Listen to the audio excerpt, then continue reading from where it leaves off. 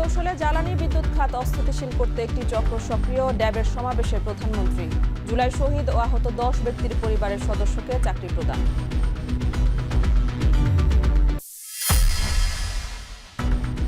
চেতনার রাজনীতি করে স্বৈরাচার ফেরানোর আবহ তৈরির অভিযোগ স্বরাষ্ট্রমন্ত্রীর। হাসিনাকে সংবাদ সম্মেলনের অনুমতি, দিল্লির কঠিন চক্রান্ত হতে পারে মন্তব্য রিজভির।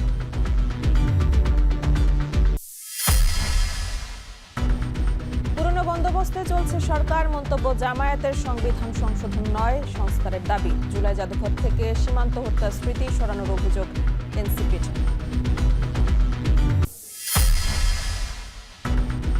জেআইসিতে নির্যাতন করা হয় তারেক রহমান, হুম্মাম আজমি সহ অনেককে। আলামত নষ্টের অভিযোগ।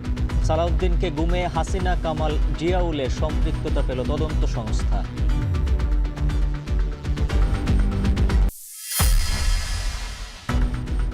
1 থেকে 2 মাসের মধ্যে ইরানের সঙ্গে যুদ্ধবিরতির আভাস মার্কিন অর্থমন্ত্রীর।